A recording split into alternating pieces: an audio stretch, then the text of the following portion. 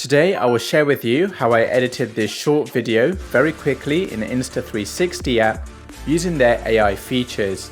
I shot this video using the Insta360 X5, but it will work with any 360 camera as well. So let's get started. So to do this, I will go to Edit, Flash Cut, and Flash Cut is a set of templates to put together multiple 360 footage into a story automatically. So the template that I'm going to use is under the 360 tab and is called Into the Screen. Tap Use this theme.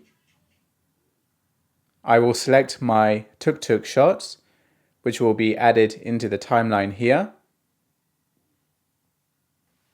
Then tap Next. The Insta360 app will put the shots together, and this is the result.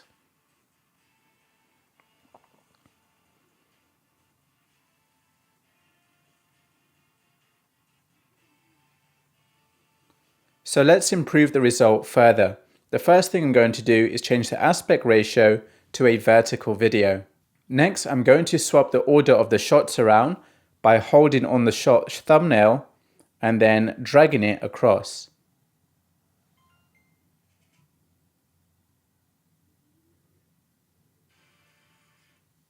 Next, I'm going to adjust the framing of shot number 1. So I will go to Adjust. And what I'm going to do is reposition the tuk-tuk in the middle, and I can pinch my fingers inwards and outwards to zoom in and out. And I will leave it here and tap the tick to confirm. Next, I will adjust the last shot because it's facing the wrong direction. So I will go to Adjust, and let's try the forward view. Now it's facing the right direction automatically, and I will tap the tick to confirm.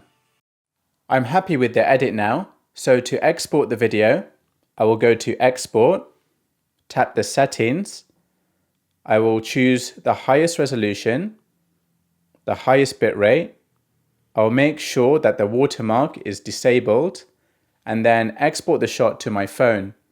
Once the shot is exported to my phone, then I can upload it to social media. If I want to do more complicated edits to the shots, like add keyframes, then I can go to More Edit and reframe each shot individually. And that's it. If you are struggling to set the best settings for the X5, X4 or X3, then download my best settings cheat sheets in the video description.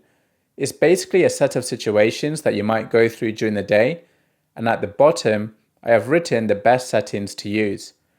There are other situations like vlogging, time-lapse settings, nighttime, and more, so check out the links in the video description.